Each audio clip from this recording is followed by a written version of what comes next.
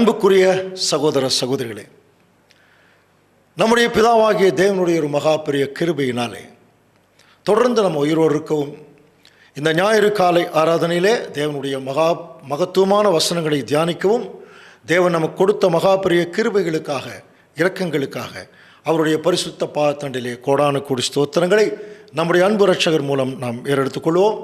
அன்புக்குரிய சகோதர சகோதரிகளை, இன்றைய தினத்தில் நம்ம ஒரு வித்தியாசமான ஒரு பாடத்தை நம்ம பார்க்க இருக்கிறோம்.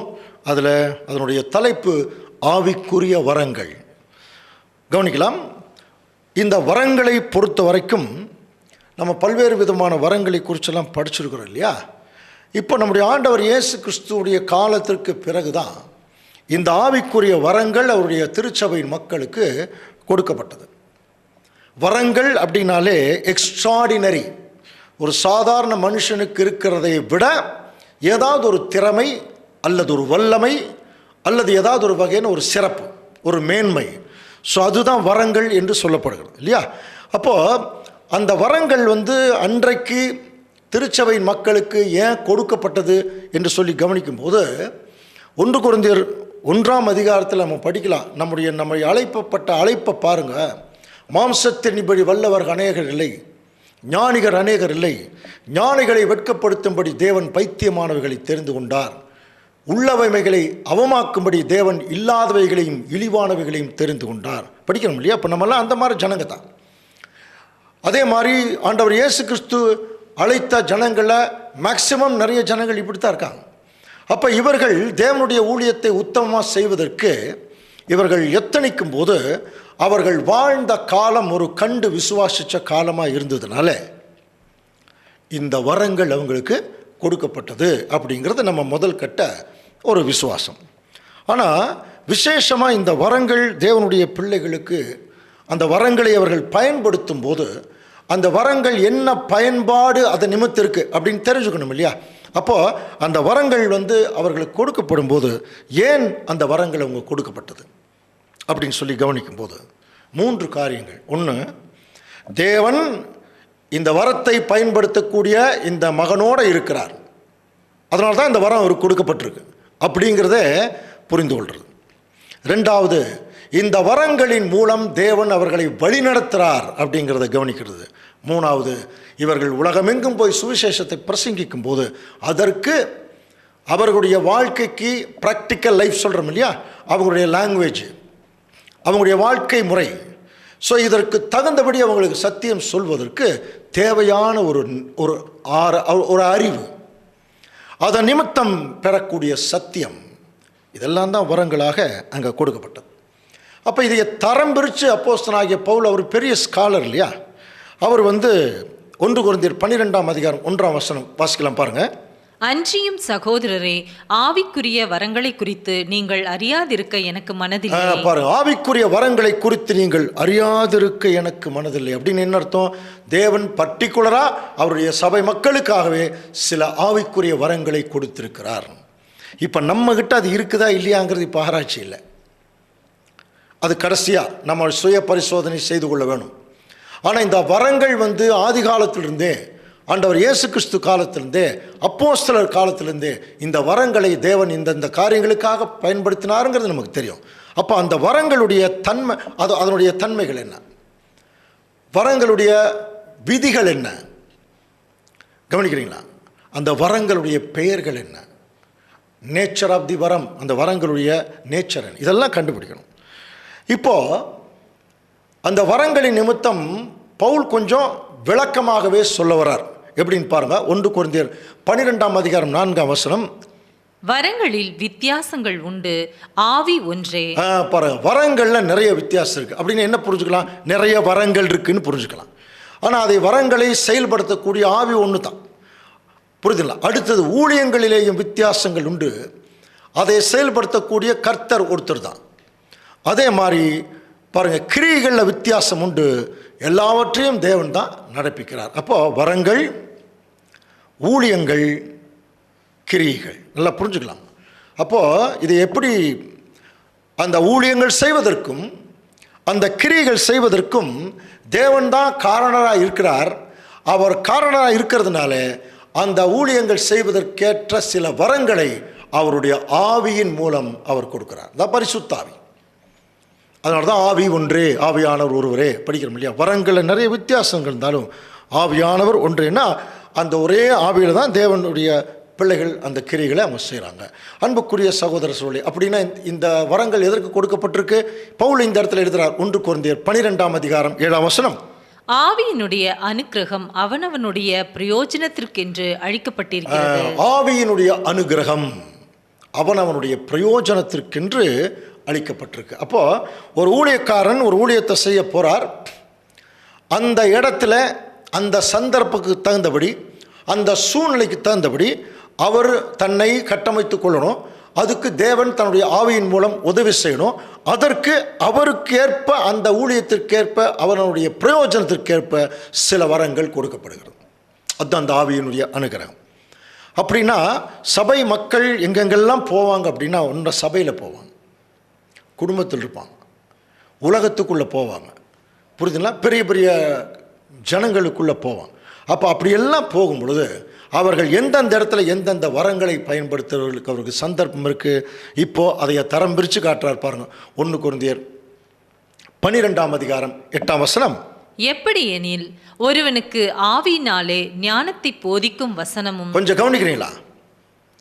வரங்களை பற்றி சொல்லும்போது எடுத்தொன்னே பாரு, ஒருவனுக்கு ஆவியினாலே ஞானத்தை போதிக்கும் வரமும் இல்லை, வசனமும். வேறொருவனுக்கு அந்த ஆவியினாலேயே அறிவை உணர்த்தும் வசனமும்.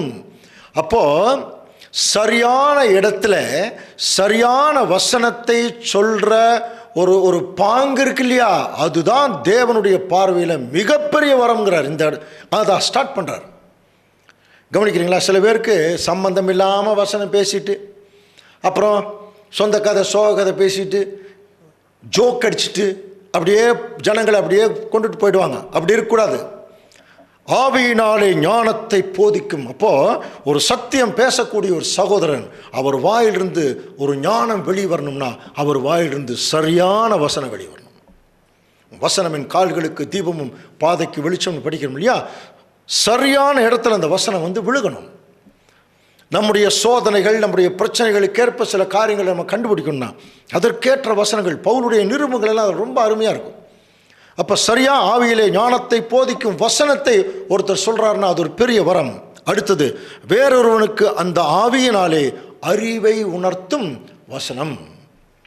புரியுதுங்களா? அப்போ அறிவை உணர்த்தும், ஞானத்தை போதிக்கிறது ஒரு வகையான வரம். அறிவை உணர்த்துறது, ஒரு விஷயத்தை நல்லா தெரிஞ்சுக்கிறது, அது ஒரு வகையான வரம். இப்போது ஒரு சின்ன உதாரணம் சொல்கிறேன். நம்மெல்லாம் வந்து புத்தியில் நீங்கள் குழந்தைகளாக இருங்க, துர்க்குணத்தில் வந்து நீங்கள் துர்க்குணத்தில் குழந்தைகளாக இருங்க, புத்தியில் குழந்தைகளாக இராதே எங்கள்ங்கிறார். கவனிக்கிறீங்களா? இதே பவுல் தான் எழுதுறார்.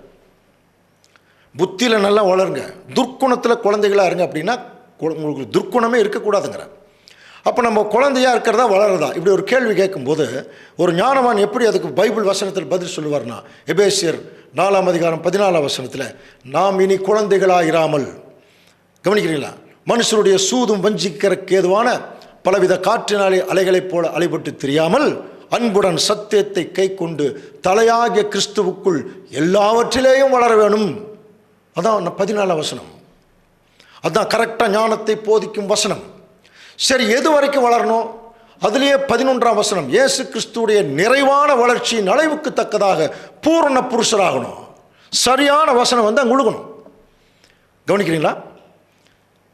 காலத்தை பார்த்தால் நம்மெல்லாம் போதகர்களாக இருக்க வேண்டியவங்க இப்போ வேத வசனத்தினுடைய மூலோபதேசத்தை சொல்ல வேண்டியதாக இருக்குது. நாம் பலமான ஆகாரத்தை அல்ல பாலை உண்ணத்தக்கவர்களானீர்கள், எபிரேயருக்கு பவுல் எழுதுகிறார்.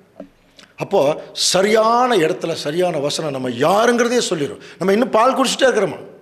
வளரவே இல்லைங்கிறார். கிறிஸ்தவர்கள் யாருமே வளரலையா? கிறிஸ்மஸ் வந்தால் கிறிஸ்மஸ் பால், நியூ இயர் வந்தால் நியூ இயர் பால், அப்படியே குடிச்சிட்டு அடுத்த காரியங்களை பார்த்துட்டு போயிடும். சீசனல் சத்தியங்கள் மாதிரி அப்படி இருக்கக்கூடாது. இதுதான் சத்தியம், தேவனுடைய திட்டம் இது அப்படின்னு போதிக்கிற ஒரு வசனத்திற்குரிய வரங்கள். அடுத்தது கவனிச்சு பார்க்கும்போது, வேறொருவனுக்கு அந்த ஆவியினாலே விசுவாசமும். கவனிக்கிறீங்களா? விசுவாசம் என்பது ஒரு மிகப்பெரிய வரம். அன்புக்குரிய சகோதர சகோதரிகளே, ஒரு சில பேர் நல்ல சப்ஜெக்ட் பேசுவாங்க, நல்ல பிரசங்கம் பண்ணுவாங்க, ஆனால் ஒரு பிரச்சனைன்னு வந்தால் ஓடி ஒளிஞ்சிடுவாங்க. அதை உட்கார்ந்து கேட்டவங்க அதை நல்லா விசுவாசி நல்லா பிடிச்சிக்குவாங்களாம். உயிரே போனாலும் சரி, இதுதான் சத்தியம். பவுல் கூட சொன்னார் இல்லையா, விசுவாசத்தை காத்துக்கொண்டேன்.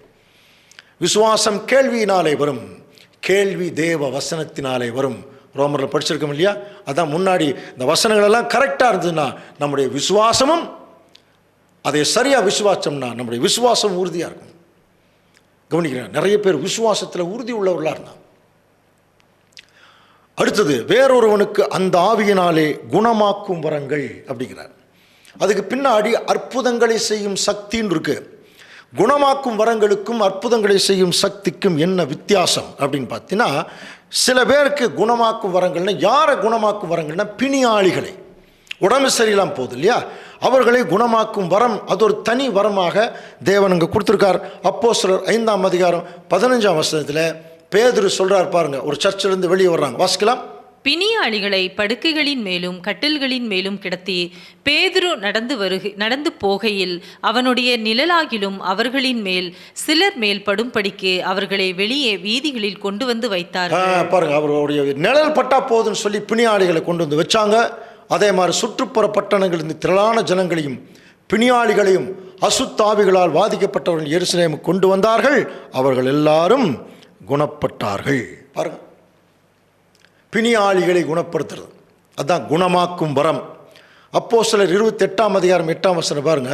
புபிலியுவினுடைய தகப்பன் ஜுரத்தினாலும் இரத்த பேதியினாலும் வருத்தப்பட்டு கிடந்தான். பவுல் அவனிடத்தில் போய் ஜெபம் பண்ணி அவன் மேல் கை வைத்து அவனை குணமாக்கினான். இது நடந்த பின்பு தீவிலே இருந்த மற்ற வியாதிக்காரனும் வந்து குணப்பட்டார்கள். கவனிக்கிறீங்களா? அப்போ குணமாக்கும் வரம் என்பது பிணியாளிகளை குணமாக்கக்கூடிய வரங்கள். அடுத்த வசனம் கவனிச்சிங்கன்னா 1 கொரிந்தியர் 12ஆம் அதிகாரம் 10ஆம் வசனத்தில் வேறொருவனுக்கு அற்புதங்களை செய்யும் சக்திங்கிறார். அப்போ குணமாக்கும் வரத்துக்கும் அற்புதங்களை செய்யும் சக்திக்கும் என்ன வித்தியாசம்? அது வேணும் இல்லையா? குணமாக்கும் வரம் என்பது பிணியாளிகளை குணமாக்குறது, அற்புதங்களை செய்கிறதுங்கிறது, அற்புதங்கிறது மிகப்பெரிய விஷயம். பாருங்கள், அதையும் சீசர்கள் செய்கிறாங்க. பேதுருவெல்லாம் செஞ்சுருக்காங்க. பாருங்கள், பேதுரு சொல்கிறார் பாருங்க, வெள்ளியும் பொன்னும் என்னிடத்தில் இல்லை, என்னிடத்தில் உள்ளதை உனக்கு தருகிறேன், நசரேயனாகிய இயேசு கிறிஸ்துவின் நாமத்தில் எழுந்து நடனர். அவன் எந்திரிச்சு நடக்க ஆரம்பிச்சான். அற்புதம் நடந்தது. கவனிக்கிறீங்களா? அதே மாதிரி அப்போஸ்தலனாகிய பவுல் பாருங்க, அப்போஸ்தலர் 14ஆம் அதிகாரம் 8ஆம் வசனம். லிஸ்திராவிலே ஒருவன் தன் தாயின் வயிற்றில் பிறந்தது முதல் சப்பானியாக இருந்து ஒருபோதும் நடவாமல், அவனால் நடக்கவே முடியாது, சின்னதிலிருந்து கால்கள் விளங்காதவனாய் அவன் உட்கார்ந்து பவுல் பேசுகிறதை கேட்டுட்டு இருக்கானா. இப்போ பாருங்க, ஒன்றுமே பண்ணல, உட்கார்ந்து கேட்டுருக்கான். அப்போ பவுல் அவனை உற்று பார்த்து, ஏன் உற்று பார்த்து ஞாபகம் இருக்கா? பவுலுக்கு ஒரு பிரச்சனை இருந்து இல்லையா, அவர் கண் சரியாக தெரியல, அதனால் உற்று பார்த்து ரட்சிப்புக்கேற்ற விசுவாசம் அவனுக்கு உண்டு என்று கண்டு நீ எழுந்து காலூன்றி நிமிர்ந்து நில்லு என்று உரத்த சத்தத்தோடு சொன்னான். அவன் உடனே குதித்தெழுந்து நடந்தான். பாருங்க, அதுதான் அற்புதங்களை செய்யக்கூடிய சக்தி. பவுல் செய்ததை ஜனங்கள் கண்டு தேவர்கள் மனுஷ ரூபம் எடுத்து நம்மிடத்தில் இறங்கி வந்திருக்கிறார்கள் என்று லிக்கவோனியா பாஷையிலே சத்தமிட்டு அவங்களுக்குள்ளே பேசிக்கிட்டாங்களாம். இப்போ புரியுதுங்களா? அப்போ குணமாக்கும் வரங்கள்ங்கிறது வேற, அற்புதங்களை செய்யும் சக்திங்கிறது வேற. ஸோ டிஃப்ரெண்ட் வரங்கள். அடுத்தது நம்ம கவனிக்கும் போது பாருங்கள், வேறொருவனுக்கு தீர்க்க தரிசனம் சொல்லக்கூடிய வரங்கள் இருந்தான். அப்போ தீர்க்க தரிசிகள் ஊழியக்காரர்கள் இருந்திருக்காங்களா என்று சொல்லி கவனிக்கும் போது படிச்சமொழி அப்போஸ்தலர் அதிலேயே பார்க்கும்போது 13ஆம் அதிகாரம் 1ஆம் வசனத்தில் அந்தியோகியா பட்டணத்தில் சபையிலே பர்னபாவும் நீகர் எனப்பட்ட சிமியோனும் சிரேனே ஊரனாகிய லூகியும் கார்பங்கு தேசாதிபதியாகிய ஏரோதுடனே கூட வளர்க்கப்பட்ட மனாயினும் சவுலும் தீர்க்க தரிசிகளாயும் போதகர்களாயும் இருந்தார்கள். தீர்க்க தரிசிகள்ங்கிறது 2 வகையாக நம்ம பிரிக்கலாம். ஒன்று, இனிமேல் நடக்க போகிறத வேத வசனங்களின் மூலம் சொல்கிறவங்க. அடுத்தது, தேவனுடைய சத்தியத்தையே வசனங்களின் மூலம் சொல்ற. 2மே தீர்க்க தரிசனம் தானே. வேதத்துக்குள்ள எல்லாம் தீர்க்க தரிசனம் படிச்சிருக்கோம் இல்லையா? அப்போ வேறொருவனுக்கு தீர்க்க தரிசனம் சொல்லும் வரம் சொல்லப்பட்டிருக்கு இல்லையா? அப்போ அப்போஸ்தலர் 11ஆம் அதிகாரம் 27ஆம் வசனம் வாசிக்கலாம். அந்நாட்களிலே எருசலேமில் இருந்து சில தீர்க்கதரிசிகள் அந்தியோகியாவுக்கு வந்தார்கள். பாருங்க, எருசலேமில் இருந்து சில தீர்க்கதரிசிகள் வந்திருக்காங்க. பட் அவங்களுக்கெல்லாம் பெருசாக நமக்கு பைபிள் நமக்கு சொல்லப்படல. அதில் ஒருத்தர் ரொம்ப ஃபேமஸானவர், அகபு. அவர்களில் ஒருவனாகிய அகபு என்பவன் எழுந்து உலகமெங்கும் கொடிய பஞ்சம் உண்டாகும் என்று ஆவியினாலே அறிவித்தான். அது அப்படியே கிழவுதராயனுடைய நாட்களிலே உண்டாயிற்று. பாருங்க, பெரிய பஞ்சம் வரப்போகுதுன்னு சொன்னார். அது கிளாடியஸ் சீசர் கிழவுதராயின் காலத்தில் அது வந்துருச்சான். இதே அகபு பின்னாடி இன்னொரு தடவை நம்ம பார்க்கும்போது, நாங்கள் அநேக நாள் அங்கே தங்கியிருந்து அகபு என்னும் பேர் கொண்ட ஒரு தீர்க்கதரிசி யூதாயாவிலிருந்து வந்தான். கடைசியாக சொல்கிறார் அப்போஸ்தலர் 21ஆம் அதிகாரத்தில். அப்போ அவன் எங்களிடத்திலிருந்து வந்து பவுலுடைய கச்சையை எடுத்து தன் கைகளையும் கால்களையும் கட்டி கொண்டு அவர் டெமான்ஸ்ட்ரேட் பண்ணி காட்டுறார். கைகளையும் கால்களையும் கட்டி கொண்டு இந்த கச்சையுடையவனை எருசலேமில் உள்ள யூதர் இவ்விதமாய் கட்டி புறஜாதியார் கைகளிலே ஒப்பு கொடுப்பார்கள் என்று பரிசுத்த ஆவியானவருடனே சொல்லுகிறார் என்று சொன்னார். பாருங்க, இது நடந்தது. பவுலுக்கு அந்த துன்பங்கள் எல்லாம் வந்தது. அப்போது இப்படிப்பட்ட தீர்க்க தரிசனங்களை கூட அங்கே சொல்லியிருக்காங்க. அதான் தீர்க்க தரிசன வரம். அடுத்தது ஆவிகளை பகுத்தறியக்கூடிய வரம். வேறொருவனுக்கு ஆவிகளை பகுத்தறியக்கூடிய வரம்ங்கிறார். ஆவிகள்லாம் புரியுது இல்லை? மைண்டு. இன்னொருத்தருடைய மைண்டு என்னங்கிறத நம்ம இன்னொருத்தருடைய மைண்ட் இருக்கிறத அவ்வளோ சீக்கிரம் கண்டுபிடிக்க முடியாது. அல்லது இன்னொருத்தர் செய்ததை நம்ம பார்க்காம கண்டுபிடிக்க முடியாது இல்லையா? ஆனால் தேவன் தன்னுடைய பரிசுத்த ஆவியினுடைய அந்த ஒரு வல்லமையில் சில ஆவிகளை பகுத்தறியக்கூடிய வரங்கள் கொடுக்குறாராம். இன்றைக்கி சில பேர் வந்து கரெக்டாக கண்டுபிடிப்பாங்க. ஒருத்தருக்கு மனசில் என்ன இருக்குன்னு ஈஸியாக வெளியே கொண்டு வந்துடுவாங்க. ஆனால் அப்போஸ்தலனாகிய பேதுரு பார்க்காமையே அவங்களுடைய மனதை கண்டுபிடிச்சார். அவர்கள்னு சொல்கிறது யாருன்னு புரியுதுங்களா? அப்போஸ்தலர் காலத்தில் எல்லாரும் தங்களுடைய விற்று வந்து ஒன்றா வச்சு அனுபவித்தார்கள். அதில் அனனியா சப்பீரால் என்கிற 2 பேர் என்ன பண்ணிட்டாங்கன்னா கொஞ்சம் தேவனுடைய சித்தத்திற்கு விரோதமாக ஒழிச்சு வச்சுட்டாங்க. அதை மறைச்சிட்டாங்க, அதை சொல்லவே இல்லை. இதை குறித்து அப்போஸ்தலர் 5ஆம் அதிகாரம் 1ஆம் வசனம் வாசிக்கலாம். அனனியா என்னும் பேருள்ள ஒருவன் அவனுடைய மனைவியாகிய சப்பீராலும் தங்கள் காணியாட்சியை விற்றார்கள். காணியாட்சியை விற்றார்கள். தன் மனைவி அறிய அவன் கிரயத்தில் ஒரு பங்கை வஞ்சித்து வைத்து ஒரு பங்கை கொண்டு வந்து அப்போஸ்தலருடைய பாதத்தில் வைத்தான். பாரு, ஒரு பங்கை வஞ்சித்து வைத்து ஒரு பங்கை கொண்டு வந்து வைக்கிறார். இது வந்து யாருமே பார்க்கல. இவர் என்ன நினைச்சிட்டு இருக்காருன்னா யாரும் பார்க்கலன்னு. ஆனால் பேதுரு பாருங்க, பேதுரு அவனை நோக்கி, பேதுரு போய் எட்டி பார்த்தாருன்னா இல்லை, ஒளிஞ்சிருந்து பார்த்தாருன்னா இல்லை. அதுதான் ஆவிகளை பகுத்தறிகிறது. அனனியாவே, நிலத்தின் கிரயத்திலே ஒரு பங்கை வஞ்சித்து வைத்து பரிசுத்த ஆவியினிடத்தில் பொய் சொல்லும்படி. இதில் என்ன அர்த்தம் தெரியுங்களா? பரிசுத்த ஆவியினிடத்தில் பொய் சொல்றது அப்படின்னா தேவனிடத்தில் பொய் சொல்லும்படின்னு அர்த்தம். தேவனிடத்தில் பொய் சொல்லும்படி சாத்தான் உன் இருதயத்தை நிரப்பினது என்ன? அதை விற்க முன்னே அதை உன்னுடையதாக இருந்தது, அது உங்கள்கிட்ட தான் இருந்தது. அது விற்ற பின்னும் அதன் கிரயம் அது உங்கள்கிட்ட தான் இருக்கு. நீ உன் இருதயத்தில் இப்படிப்பட்ட எண்ணம் கொண்டது என்ன? கொண்டு வந்து இங்கே வைக்கணுங்கிறதான தேவனுடைய திட்டம். அது விற்கிறதுக்கு முன்னாடியும் கூட தான் இருந்தது, விற்றதுக்கு பின்னாடி நீ கொஞ்சம் வந்துச்சு உங்கள்கிட்டயே வச்சுருக்க. நீ மனுஷனிடத்தில் அல்ல தேவனிடத்தில் பொய் சொன்னாய். பார்த்தீங்களா? அப்போ அதுக்கான முந்திர வசனம் படித்தோம் இல்லையா? பரிசுத்த ஆவியினிடத்தில் பொய் சொன்னாய், நீ தேவனிடத்தில் பொய் சொன்னாய். அதனால் அனனியாவே, இந்த வார்த்தைகள் கேட்கவே விழுந்து ஜீவனை விட்டான். இவைகளை கேள்விப்பட்ட யாவருக்கும் பயம் உண்டாயிற்று. அதுக்கப்புறம் தெரியும், அவருடைய மனைவி வந்தாங்க. அந்த அம்மாக்கிட்டையும் கேட்குறார். அந்த அம்மாவும் கொஞ்சம் ஒரு மாதிரி நிற்கிறாங்க. பாரு, உன் கணவன் உன்னை கூப்பிட்றாரு போன்னு சொன்னோன்னே அந்த அம்மாவும் அந்த அதிர்ச்சியில் விழுந்து அவங்க இறந்துட்டாங்க. ஸோ வரங்கள் பாருங்கள், ஆவிகளை பகுத்தறியக்கூடிய வரங்கள். அடுத்தது வேறொருவனுக்கு பற்பல பாஷைகளை பேசக்கூடிய வரம்ங்கிறார். பற்பல பாஷைகளை பேசக்கூடிய 2 வகை. ஒன்று, நிறைய பாஷைகளை கற்றுக்கொள்ளுதல். அப்போஸ்தலனாகிய பவுலுக்கு நிறைய பாஷைகள் தெரியும். ஆனால் அந்நிய பாஷை அப்படின்னு சொல்லக்கூடியது, நாம் வந்து இன்னொரு ஊருக்கு இன்னொரு நாட்டுக்கு போகும்போது, இப்போ நான் ஜப்பான் நாட்டுக்கு போகிறேன். அப்போ அந்த ஜப்பான் மொழி எனக்கு தெரியாது, அவர்களுக்கு தமிழ் தெரியாது. இப்போ நான் போய் இயேசு கிறிஸ்துவை பற்றி அவங்களுக்கு பிரசங்கிக்கணும். அந்த காலப்பகுதி இப்போ நமக்கெல்லாம் அப்படி தேவையில்லை. இன்றைக்கி ஏஐ முதல் கொண்டு எல்லாமே வந்துடுச்சு. எல்லா மொழியிலையும் புஸ்தகங்கள், பைபிள், போதகங்கள் எல்லாம் வந்துட்டாங்க. ஆனால் அந்த காலத்தில் அப்படி இல்லை. அப்போ தான் முதல் முறையாக உலகம் எங்கும் போகும்போது அவர்கள் பேசக்கூடிய பாஷையில் அந்த வரம் அங்கே கொடுக்கப்பட்டது. இதைத்தான் நம்ம பெந்தேகோஸ்தேல படிக்கிறோம். படிச்சிருக்கீங்களா? பெந்தேகோஸ்தே நாளில் அந்நிய பாஷை யார் பேசுனது தெரியுங்களா? நடுவில் கலிலே இருந்தாங்க. சுற்றிலும் வானமெங்கு கீழே இருக்கக்கூடிய அத்தனை யூதர்கள் வந்தாங்க. அந்த யூதர்கள் ஏறக்குறைய 17 நாடுகள் இருந்து வந்தாங்க. 17 மொழிகளை பேசக்கூடியவங்களா இருந்தாங்க. இந்த கலிலேயர் என்கிற சீஷர்கள் அவர்கள் மொழியில தேவனுடைய மகத்துவங்களை பேச கேட்கிறோமே. Wonderful works of God. கவனிக்கிறீங்களா? மகத்துவங்களை பேசினாங்களாமா. இன்னைக்கு பேசக்கூடிய அந்நிய பாஷை மாதிரி யாரும் பேசல. தேவனுடைய சத்தியங்களை, மகத்துவங்களை பேசியிருக்காங்க. அது ஒரு வரம் அங்கே கொடுக்கப்பட்டது. அது மட்டும் இல்லை, பாஷைகளை வியாக்கியானம் பண்ணக்கூடிய வரம். ஒருத்தர் வந்து அதை ஒரு மொழியில் பேசினா அதை டிரான்ஸ்லேட் பண்ணக்கூடிய ஒரு வரம். இதை குறித்து 1 கொரிந்தியர் 14:27 யாராவது அந்நிய பாஷையிலே பேசுகிறதுண்டானால் அது 2 பேர் மட்டிலும் அல்லது மிஞ்சினால் 3 பேர் மட்டிலும் அடங்கவும், அவர்கள் ஒவ்வொருவருவாய் பேசவும் ஒருவன் அர்த்தத்தை சொல்லவும் வேண்டும். பாருங்க, இதெல்லாம் டிரான்ஸ்லேட் பண்ணக்கூடிய வரம். இதைத்தான் சொல்ற பாஷைகளை வியாக்கியானம் பண்ணும் வரம். அப்போ இத்தனை வரங்கள் இருக்கு இல்லையா?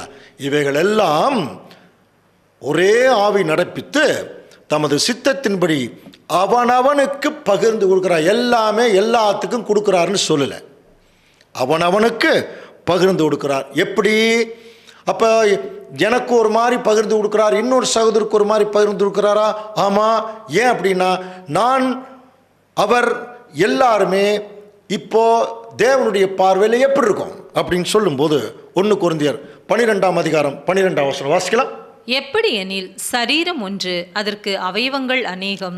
ஒரே சரீரத்தின் அவயவங்கள் எல்லாம் அநேகமாய் இருந்தும் சரீரம் ஒன்றாகவே இருக்கிறது. அந்த பிரகாரமாக கிறிஸ்துவும் இருக்கிறார். சரீரம் ஒன்றாகவே இருக்கிறது, அந்த பிரகாரமாக. இதுக்கு நம்ம பலமுறை படிச்ச முடியாது. சரீரம் ஒன்று, அவயவங்கள் அநேகம். அவயவங்கள் அநேகமாக இருந்தாலும் சரீரம் ஒன்று தான். இந்த மாதிரி தான் இயேசு கிறிஸ்து இருக்காராம். சரீரம் ஒரே அவயவமாயிராமல் அநேக அவயவமாக இருக்குது. சரீரம் ஒன்று தான், அநேக அவயவம். இப்போ அதே தான் 14ஆம் அதிகாரத்தில் ஒரே சரீரம் தான், இப்போ அநேக அவயவம்.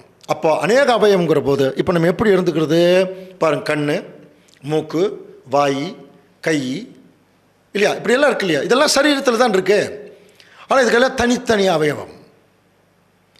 அப்போ ஒவ்வொரு அவயவங்களுக்கும் ஒரு வேலை இருக்குது. கவனிக்கிறீங்களா? கண்ணுக்கு ஒரு வேலை பார்க்கறது, காதுக்கு ஒரு வேலை கேட்கறது, மூக்கு முகறது, சாப்பிட்றது, வாய் சாப்பிட்றது, வசனத்தை பேசுறது, கை கிரியை செய்கிறது. அப்போது ஒவ்வொரு சரீரத்தினுடைய அங்கங்களுக்கும் அதற்கு தகுந்தபடி சில வேலைகள் உண்டு. அதே மாதிரி தாங்க சரீரம். ஒரு சகோதரன் ஒரு கை மாதிரி இருப்பார் சபையில், ஒரு சகோதரர் ஒரு கண்ணு மாதிரி இருப்பார். அப்போ கண்ணு மாதிரி இருக்கிறவர் அவருடைய வேலை செய்யணும், அதற்கேற்ற வரங்கள் தான் கொடுக்கப்படும். கையுமாறு இருக்கிறவர் அவருடைய வேலை செய்யணும், அதற்கேற்ற வரம் தான். அப்போ இதில் எதுவுமே எது முக்கியம்னு சொல்லவே முடியாதுங்க. இப்போ கண்ணு பார்க்குறோம், இப்போ கண்ணு தான் முக்கியம்னு சொல்லிட்டு இருந்தோம்னா, கொரிந்தியர் பவுல் எழுதுகிற பாருங்க, 1 கொரிந்தியர் 12:17 சரீரம் முழுவதும் கண்ணானால் செவி எங்கே சொல்கிறார் பாருங்க. அப்போ சரீரம் முழுவதும் கண்ணாகவே இருந்ததுன்னா எப்படி இருக்கும் சொல்லுங்க பார்க்கலாம். நம்மளே யோசனை பண்ணி பாருங்க, இதெல்லாம் இங்கே எல்லாம் கண், எங்கே பார்த்தாலும் கண்ணாக இருந்தா அப்புறம் எங்கே செவி? கேட்கறது எங்கே? அப்போ கேட்கறதுக்குன்னு ஒரு ஒரு ஒரு பாகம் இருக்கு இல்லையா? அப்போ தேவன் எல்லாவற்றையும் சரியாக தான் வச்சிருக்கார். கண்ணு பார்ப்பதற்கு, காது கேட்பதற்கு, மூக்கு நுகர்வதற்கு, வாய் பேசுவதற்கு, அந்த மாதிரி கை கிரியை செய்வதற்கு, கால் நடப்பதற்கு. திங்க் பண்ணி பாருங்க. இப்போ காலில் செய்ய வேண்டிய வேலைகளை காலில் தான் செய்ய முடியும், காலில் தான் ஓட முடியும். கையில் எவ்வளோ நேரம் ஓட முடியும் இல்லையா? அதே மாதிரி காலில் செய்ய வேண்டிய வேலைகள் கையில் செய்ய முடியாது, கையில் செய்ய வேண்டிய வேலைகள் காலில் செய்ய முடியாது. ஒவ்வொரு அவயவங்களுக்கும் ஒரு முக்கியத்துவம் உண்டு. இது ஏன் சொல்கிறாருன்னா, அந்தந்த அவயவங்களுக்கு தேவையான வேலைகள் செய்யப்படும் போது அதற்கு தேவையான சக்தி கொடுக்கப்படுவது மாதிரி. இப்போ கைக்கு ஒரு சக்தி இருந்தால் தானே ஒரு பொருள் எடுக்க முடியும். அந்த மாதிரி சில நேரங்களில் தேவனுடைய ஊழியக்காரர்கள் அவரவர்கள் செய்யக்கூடிய ஊழியங்களுக்கு தகுந்தபடி சில வரங்கள் அவங்களுக்கு என்ன பண்ணப்படும்? பிரித்து கொடுக்கப்படும். அது எப்படி பிரித்து கொடுக்குறாருன்னா பாருங்கள், அந்த சரீரத்தை எப்படி கொடுத்தாரோ அதே மாதிரி. 1 கொரிந்தியர் 12:18 தேவன் தமது சித்தத்தின்படி அவயவங்கள் ஒவ்வொன்றையும் சரீரத்திலே வைத்தார். தேவன் சரியாக தான் வச்சிருக்கார். தம்முடைய சித்தத்தின்படி அவயவங்கள் ஒவ்வொன்றையும் சரீரத்தில் வச்சாராம். பாருங்க, கையை தனியாக வைக்கல, ஒட்டி தான் வச்சிருக்காரு இல்லையா? எல்லாமே ஒட்டி தான் இருக்கு. எதனால? சரீரத்தில் பிரிவினை உண்டாயிராமல் அவயவங்கள் ஒன்றை ஒன்று பாருங்க, ஒன்றை குறித்து ஒன்று கவலையாயிருக்கும்படிக்கு தேவன் கணத்திலே குறைவுள்ளதற்கு அதிக கணத்தை கொடுத்து இப்படி சரீரத்திலே அமைத்திருக்கிறார். அப்போது ஒவ்வொரு சரீரம் ஒன்றுக்காக ஒன்று என்ன பண்ணுமா, கவலையாக இருக்கணுமா இல்லையா? ஏதாவது ஒரு இடத்துல அடிபட்டு வலிச்சதுன்னா கண் அழுகுதா இல்லையா? இல்லையா? அந்த மாதிரி ஒன்றுக்கொன்று கவலைப்படணும். அந்த மாதிரி தான் இப்போ நம்முடைய சரீரம் இருக்கிறது. அதனால் ஒரு அவயவம் பாடுபட்டால் எல்லா அவயவங்களும் கூட என்ன செய்யும், பாடுபடும். என்ன அழகான ஒரு உருவகம் பாருங்கள். ஒரு திருச்சபைனாலே நிறைய பேர் நம்ம சரீர அங்கங்கள், அதில் ஒரு அவயவம் பாடுபட்டால் எல்லா அவயவம் பாடுபடும். அதுதானே சரீரம், அதுதானே சபை இல்லையா? ஒரு சின்ன ஒரு இந்த மாதிரி ஒரு விரல் ஒரு காயம் ஆயிடுச்சு, இது கொஞ்சம் அசிங்கமாக இருக்குது, உடனே வெட்டிடுறோமா? அது காயமாற்றி அது பழையபடி கொண்டவருக்கு எப்படி வாய்ப்பு கொடுக்குறோம்? அதே தான் தேவனுடைய பிள்ளைகள். நம்ம சகோதர சில நேரத்தில் பாவத்தில் கஷ்டத்தில் ஏதாவது ஒன்றில் விழுந்துட்டான்னா உடனடியாக அவங்கள தூக்கி விட்டு அவங்கள பழைய நிலைமைக்கு கொண்டு வர்றதுக்கு பேர் தான் உண்மையான சரீரம். புரியுங்களா? அவங்கள தள்ளி வைக்கிறதோ அல்லது அவர்களை அவமானப்படுத்துவதோ அவர்களை பற்றி அவதூறு சொல்லுவதோ, நம்ம சரீரத்தை பற்றி நம்மளே அவதூறு சொல்லுவோமா? ஆனால் இன்றைக்கி எக்கச்சக்கமாக அப்படி தான் நடந்துட்டு இருக்கு இன்றைக்கி சபையில். அது என்ன புரிய வைக்குதுன்னா, அது நம்மெல்லாம் சரீர அங்கங்களே இல்லை என்பதை அது புரிய வைக்கும். ஒன்றுக்கொன்று கவலையாக இருக்கணும் அன்புக்குரிய சகோதரர். ஏன்னா நீங்களே கிறிஸ்துவின் சரீரமாயும் தனித்தனி அவயவங்களாயும் இருக்கிறீர்கள். சரிங்களா? அப்போது இந்த தனித்தனி அவயவங்களாக இருக்கிறீங்கன்னு சொல்லும்போது இப்போ இதை எப்படி புரிஞ்சுக்கலாம் பாருங்கள். தலையிலிருந்து கால் வரைக்கும், அப்போது தலையிலிருந்து கால் வரைக்கும் இருக்கிற போது இப்போ கிறிஸ்து என்கிற சபை தலை, அவர் தான் தலையிலிருந்து சபை ஆரம்பிச்சது. அதுக்கப்புறம் அது அப்படியே இப்போ நம்ம எங்கே இருக்கிறோம், கால் குதிங்கால் பகுதியில் இருக்கிறோம். அப்போ இங்கே தான் அதிகமான வெயிட் பாருங்கள். நம்ம தான் அதிகமான சத்தியங்களை இன்றைக்கி நம்ம சுமந்துட்டுருக்கோம். நமக்கு முன்னாடி இருக்கிறவங்க இந்த அளவுக்கு சத்தியங்கள் எல்லாம் சுமக்கிறதுக்கான வாய்ப்பே இல்லை. ஆனால் இன்றைக்கி நமக்கு சத்தியங்களை சுமந்துட்டுருக்குறோம். அப்போ இதுக்கு தேவன் இப்படியெல்லாம் இந்த ஆவிக்குரிய வளர்ச்சியில் நம்ம வளருவதற்கு தேவன் வரங்களை மட்டும் பிரித்து கொடுக்கவில்லை, வரங்களை செயல்படுத்துகிற சில ஊழியக்காரர்களை கூட என்ன பண்ணியிருக்காருன்னா அவங்களுடைய வேலைகளுக்கேற்ப பிரித்து கொடுத்தாராம். ஸோ அதையத்தான் அவர் எப்படி பிரிச்சிருக்காருன்னு சொல்லும்போது பாருங்கள், 1 கொரிந்தியர் 12ஆம் அதிகாரம் 28ஆம் வசனம். தேவனானவர் சபையிலே முதலாவது அப்போஸ்தலரையும், இரண்டாவது தீர்க்கதரிசிகளையும், மூன்றாவது போதகர்களையும், பின்பு அற்புதங்களையும், பின்பு குணமாக்கும் வரங்களையும், ஊழியங்களையும், ஆளுகைகளையும், பலவித பாஷைகளையும் ஏற்படுத்தினார். பாருங்க, இப்போ சபை அந்த சரீரம் பக்தி விருத்தி அடைவதற்கு இந்த வரங்கள் கொடுக்கப்படுது. இந்த வரங்கள் கொடுக்கப்படக்கூடிய ஆர்டர்ல சொல்லும்போது முதல்ல இந்த வரங்கள் யாருக்கு கொடுக்குறாருன்னா பாருங்கள், அப்போஸ்தலர்கள், 12 அப்போஸ்தலர்கள். அதுக்கப்புறம் பின்னாடி வரக்கூடிய தீர்க்கதரிசிகள், அப்புறம் அந்த சத்தியங்களை நிறையா கேட்டதுக்கப்புறம் அதை போதிக்கக்கூடிய போதகர்கள், அதுக்கப்புறம் கண்டு விசுவாச காலம் ஆனதுனால அற்புதங்கள் செய்கிறது, குணமாக்கும் வரங்கள், ஊழியங்கள், ஆளுகைனா சபையை வழிநடத்தக்கூடிய ஆலோசனை மூலம் வழிநடத்தக்கூடிய ஒரு கவர்மெண்ட்டு மாதிரியா. ஸோ இதெல்லாம் பலவித பாஷைகள் எல்லாமே ஏற்படுத்தியிருக்கார். எதுக்கு? இந்த சரீரமாகிய சபை பக்தி விருத்தி ஆவதற்கு. இவ்வளவு தூரம் வசதியெல்லாம் ஏற்படுத்திட்டார் இல்லையா? அப்படியெல்லாம் பண்ணினா கூட இப்போ ஒரு கேள்வி கேட்குறார், எல்லாரும் குணமாக்கும் வரங்களை உடையவர்களா அப்படின்னு என்ன அர்த்தம்? எல்லாமே கண்ணா? இல்லை, கண் இருக்கு, பக்கத்தில் காதும் இருக்கு. அந்த மாதிரி எல்லாரும் அந்நிய பாஷைகளை பேசுகிறார்களா? எல்லாரும் வியாக்கியானம் பண்ணுகிறார்களா? அப்போது இவ்வளவு நேரம் பார்த்த இந்த வரங்கள் எல்லாமே எதற்கு தெரியுங்களா? அவருடைய சரீரமாகிய சபை பக்தி விருத்தி அடைவதற்கு. ஆனால் பக்தி விருத்தி அடைஞ்சு அவர்கள் திருச்சபையாக மாறணும்னா இத்தனை வரங்கள் கொடுத்துருக்காரு. கொடுத்துட்டு அவரே ஒரு கேள்வி கேட்டார். என்ன கேள்வின்னா, அப்படின்னா எல்லாமே எல்லா வரங்களையும் உடையவர்களாக இருக்கிறாங்களான்னு பாருங்கள். இல்லையே.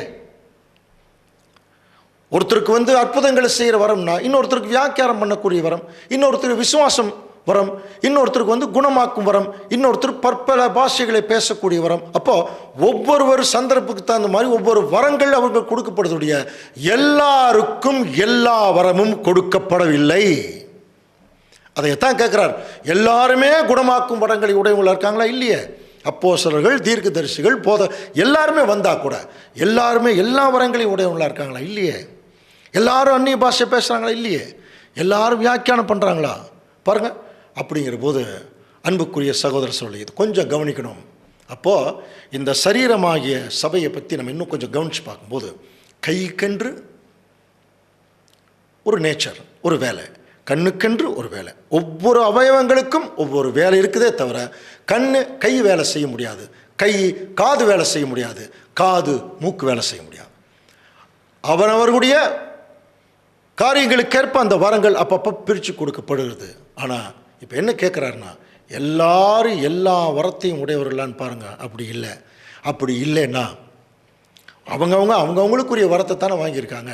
அப்போது அப்படி வாங்கும்போது அந்த வரங்களை வாங்கினவர்கள் எல்லாரும் தேவனால் தேர்ந்தெடுக்கப்பட்டு திருச்சபையாக மாற முடியுமா என்று சொல்லி கேட்கும்போது, இதெல்லாமே ஒவ்வொருவர் அந்தந்த சந்தர்ப்பத்திற்கேற்ப தேவனே அந்த வரங்களை பிரித்து கொடுத்துட்டாரு. இந்த வரங்கள் எல்லாருமே வச்சிருக்கிறாங்களான்னு இல்லையே. அப்படின்னா இதை விட மேன்மையான ஒரு மிகப்பெரிய ஒரு வரம் ஒன்று இருக்கு. கவனிக்கிறீங்களா? இதையத்தான் 1 கொரிந்தியர் 12ஆம் அதிகாரம் 31ஆம் வசனம் வாசிக்கலாம். இப்படி இருக்க முக்கியமான வரங்களை நாடுங்கள், இன்னும் அதிக மேன்மையான வழியும் உங்களுக்கு காண்பிக்கிறேன். அப்போ இந்த 11 அந்த அதிகாரத்தை முடிக்கும் போது அவர் எப்படி முடிக்கிறாருன்னா, இதெல்லாம் பெரிய வரம் இல்லை, இதெல்லாம் பெரிய வரம் இல்லை, இவைகளெல்லாம் அந்தந்த சந்தர்ப்பங்கள் சூழ்நிலைக்கேற்ப பிரித்து கொடுக்கப்பட்ட தேவனுடைய பரிசுத்தாவின் நிமித்தம் கிடைச்ச சில வல்லமைகள். அது அந்த டைம் இருக்கும், புரியுதுங்களா? அதோடு அது போயிடும். ஒருத்தர் குணப்படுத்திட்டா முடிஞ்சுது, அதோடு அது போயிடும். ஒரு இடத்துல ஒரு அந்நிய பாஷை சத்தியம் பேசிட்டோம்னா அதோடு அது முடிஞ்சிடும். கவனிக்கிறீங்களா? இதெல்லாம் பெரிய வரம் இல்லை, இதை விட மிகப்பெரிய ஒரு வரம் இருக்குது. நான் கண்டுபிடிச்சிருக்கேன். பவுல் சொல்கிறார், நான் கண்டுபிடிச்சிருக்கேன். புரியுதுங்களா? அதுதான் மிகப்பெரிய வரம். அன்புக்குரிய சகோதர சகோதரி, ஸோ பாருங்கள், அப்போ மறுபடியும் அதை சிந்திக்கும் போது இதை விட பெரிய ஒரு வரம் ஒன்று இருக்குது. அது என்ன அவ்வளோ பெரிய வரம் ஒன்று இருக்குது அப்படின்னு சொல்லி கவனிக்கும்போது, ஏற்கனவே அவர் சொன்ன அந்த அடையாள அற்புதங்கள் பற்றி இருக்கிற மறுபடியும் ஒரு லிஸ்ட் பண்ணி அந்த வரத்தோடு ஒப்பிடுறார். அது என்ன வரம் உங்களுக்கு புரிஞ்சுக்க முடியுதா? நன்றாக படித்தவர்களுக்கு தெரியும். அன்புக்குரிய சகோதர சகோதரிகளே, நன்றாக படித்தவங்களுக்கு தெரியும். 12ஆம் அதிகாரத்தினுடைய கண்டினியூஷன் தான் 1 கொரிந்தியர் 13ஆம் அதிகாரம். இப்போ எப்படி ஆரம்பிக்கிறார் பாருங்க. அதே வரங்களை திரும்ப ஞாபகப்படுத்துகிறார். எப்படி ஞாபகப்படுத்துகிறார் பாருங்க. நான் மனுஷர் பாஷைகளை பேசினாலும் தூதர் பாஷைகளை பேசினாலும் அன்பு எனக்கு இராவிட்டால் நான் வெறும் சத்தமிடுகிற வெண்கலம் போலவும் ஓசையிடுகிற கைத்தாளவும் போலவும் இருப்பேன். புரியுதுங்களா? புரியுதா? எல்லாரும் குணமாக்கும் வரங்களை உடையவர்களா? எல்லாரும் வியாக்கியானம் பண்ணுறாங்களா? அப்போ ஒவ்வொருத்தருக்கும் ஒவ்வொரு வரம் இருக்கு இல்லையா? இதெல்லாம் பெரிய வரம் இல்லை. அவர் சொல்லக்கூடிய, பவுல் சொல்லக்கூடிய மகா பெரிய வரம் என்று தெரியுமா? இந்த வரங்கள் எல்லாவற்றிலும் அன்பு தான் மிகப்பெரிய வரமா. ஏன் தெரியுமா? இந்த வரங்கள் எல்லாம் அந்தந்த சந்தர்ப்பம் முடியும் போது ஒழிஞ்சிரும். இதை சொல்லும்போது, நான் மனுஷர் பாஷைகளை பேசினாலும் தூதர் பாஷைகளை பேசினாலும் அன்பு எனக்கு இராவிட்டால். தூதர் பாஷைன்னு என்ன இருக்கு? சில நேரத்தில் தேவதூதர்கள் வந்து தேவனுடைய சத்தியத்தை தீர்க்க தரிசனமாக சொன்னால், உன்னிடத்தில் பிறக்கும் பரிசுத்தம் உள்ளது, பரிசுத்தமான குழந்தை எனப்படும். பட்சமா இல்லையா? காபிரியல் வந்து சொல்கிறார். தானியேல் வந்து 9ஆம் அதிகாரத்தில் ஆண்டவர் இயேசு கிறிஸ்துடைய முதல் வருகை பற்றி ஒரு பெரிய தீர்க்க தரிசனம் பேசுகிறார். அவர்களெல்லாம் தூதர்கள். அவர்கள் தீர்க்க தரிசனத்தை தேவன் சொன்னதை அப்படியே வந்து சொல்லிட்டாங்க. அப்படியே நான் பேசினா கூட அன்பு எனக்கு இல்லைன்னா ஒன்றுமே இல்லை.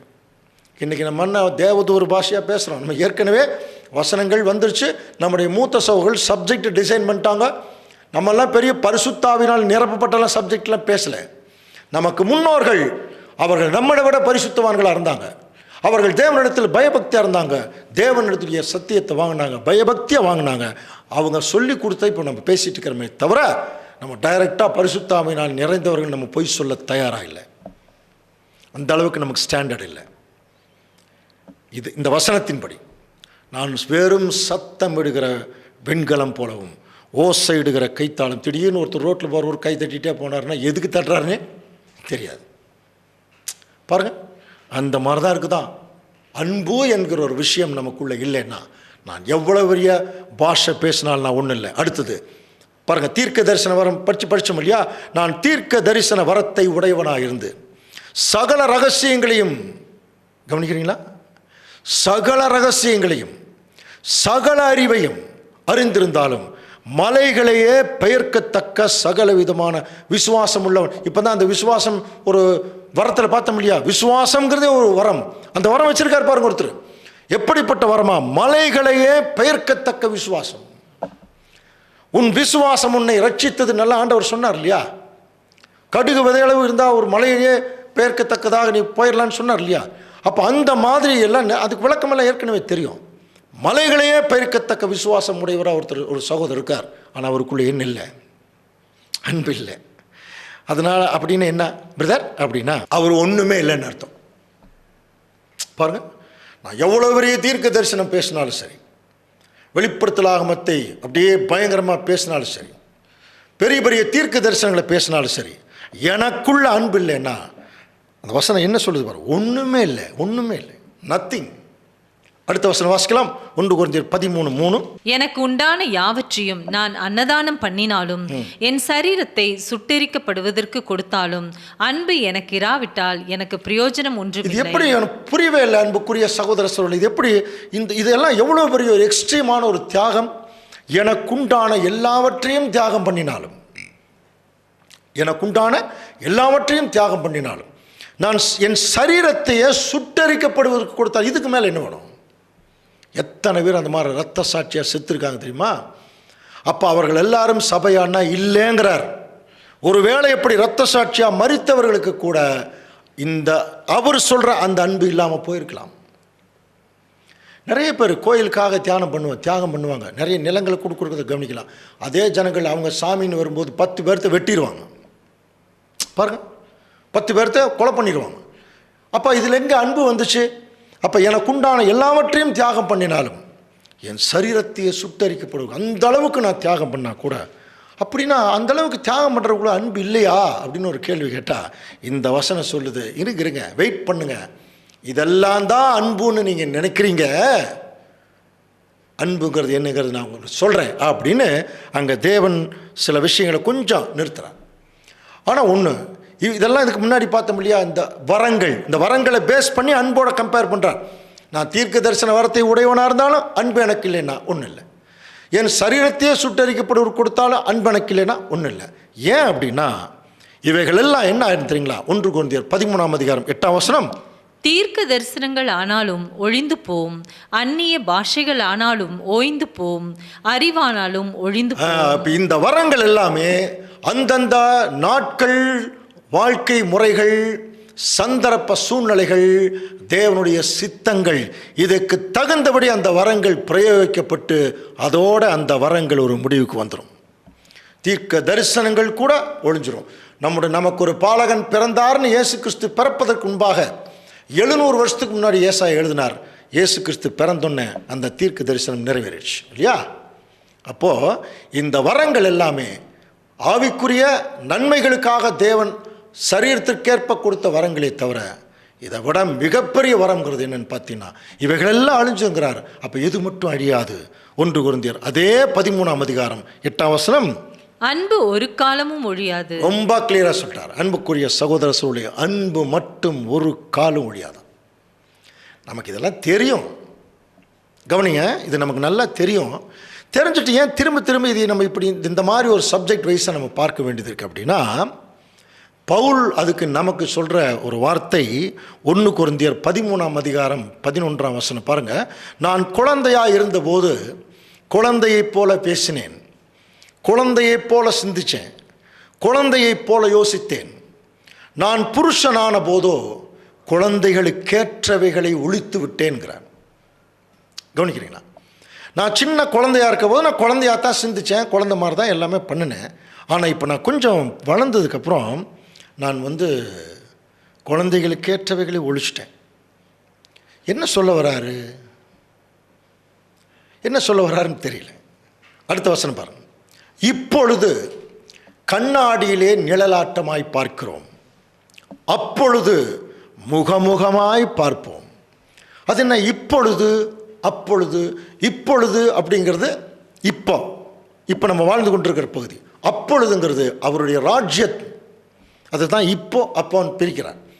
இப்போ ஒரு விஷயத்தை நான் கண்ணாடியில் நிழல் ஒரு பிம்பம் தான் பார்த்துட்டு இருக்கிறேன். இப்போ நம்ம கண்ணாடியில் பார்த்தா நம்முடைய பிம்பம் தான் தெரியும், அது ஒரிஜினல் கிடையாது. கவனிக்கிறீங்க, அது ஒரிஜினல் கிடையாது. அந்த ஒரிஜினல் இல்லாமல் நான் ஒரு பிம்பம் தான் பார்த்துட்ருக்குறோம். அப்போது டைரெக்டாக நம்ம யாருன்னு பார்ப்போமா? என்ன சொல்கிறார்? இதுக்கு முன்னாடி வசனத்தில் என்ன சொன்னார்? இப்போ நான் குழந்தையாக இருக்கும்போது குழந்தையாக இருக்கிற மாதிரி சிந்திச்சேன், எல்லாம் பண்ணினேன். இப்போ நான் புருஷனான போது குழந்தைகளுக்கு ஏற்றவைகள் ஒழித்து விட்டேன். என்ன பேசுகிறாருங்கிறதே தெரியலையே. கொஞ்சம் முன்னாடி வசனத்தை கவனிச்சின்னா இந்த அதிகாரம் முழுவதும் எதை குறித்து பேசுகிறாரு? அன்பை குறித்து பேசுகிறார். அன்புக்குரிய சகோதர சகோதரிகளை கொஞ்சம் கவனிக்கிறீங்களா? அன்பை குறித்து பேசுகிறார். இப்போ இந்த அன்பை குறித்து கவனிங்க. அவர் ஒரு சரியான புரிந்து கொள்ளுதல் இல்லாத குழந்தையாக இருந்தாராம் ஒரு காலத்தில்.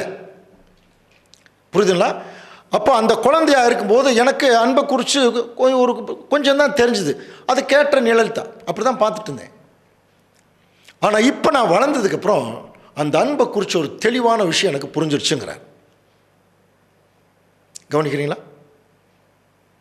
அப்போ என்ன, அவர் குழந்தையாக இருந்தபோது என்ன அன்பை குறித்து அவர் புரிஞ்சுருந்தார், இப்போ எப்படி என்ன புரிஞ்சுக்கிட்டார்?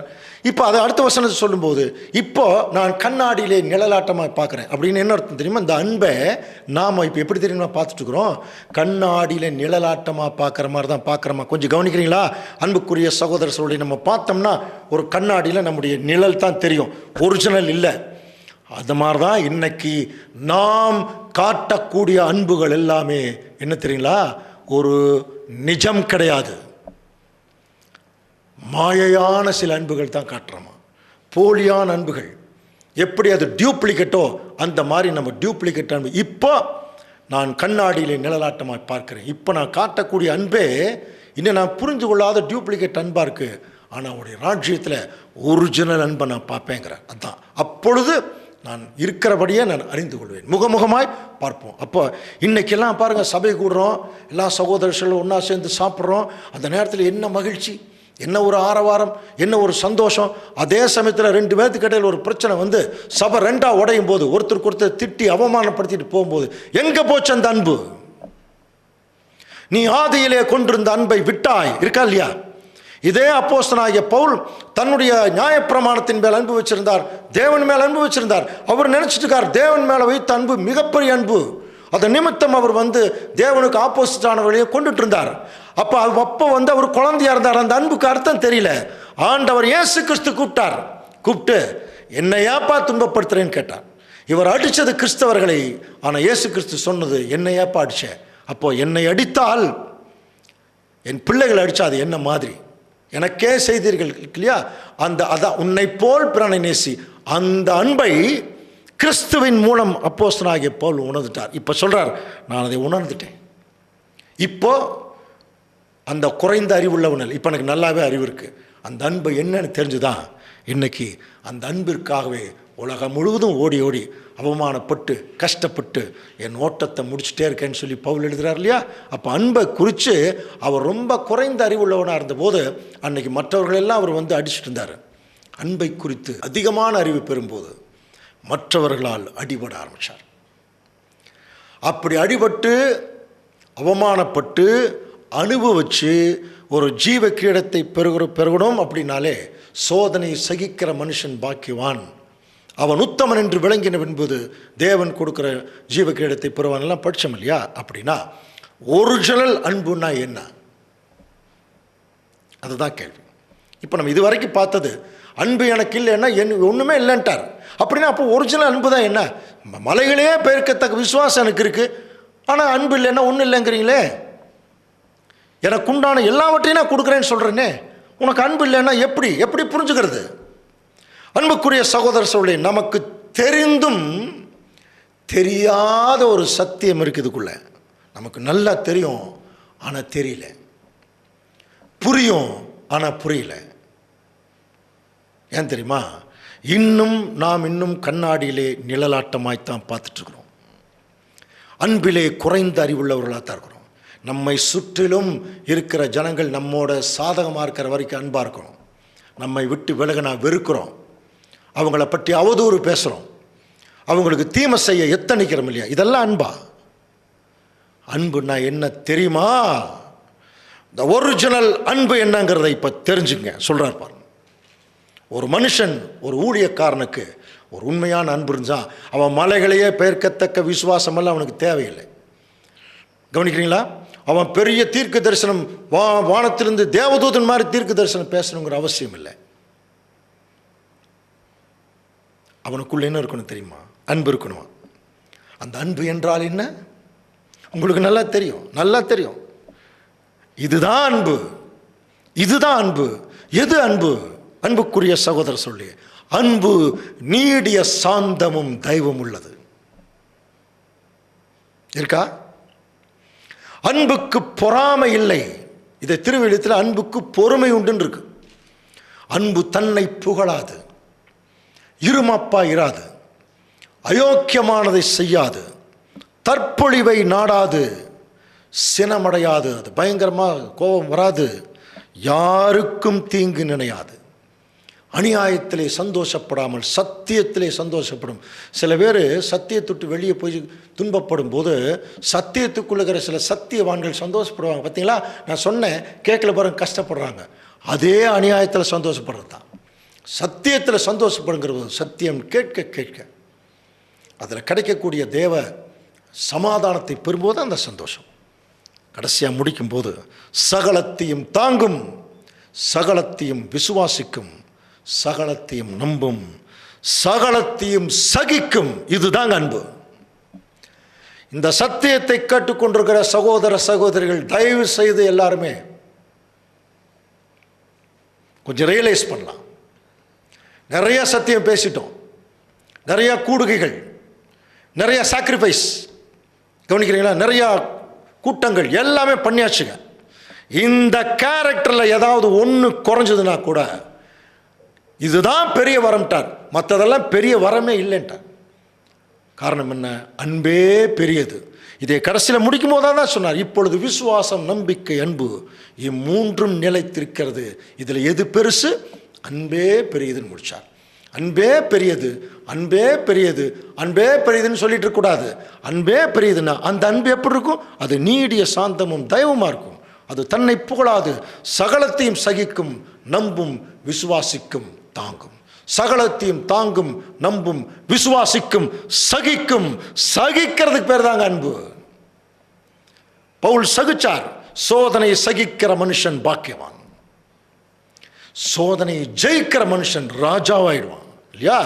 ஆகவே அன்புக்குரிய சகோதர சகோதரர்களே, நாம் எந்த வரம் வேணும் என்பதை தேவனிடத்திலிருந்து பெற்றுக்கொள்ள நாம் என்ன செய்யணும்? தியானிக்க வேண்டியவர்களாக இருக்கணும். எந்த வரம் வேணும் சொல்லுங்க பார்க்கலாம். அன்பு தான். ஏன் தெரியுமா? நம்முடைய பிதாவாகிய தேவன் அன்பாகவே இருக்கிறார். தேவன் தாமே இந்த வசனங்களை நமக்கு ஆசீர்வாதமாக்கி தருவாராக. ஆமென்.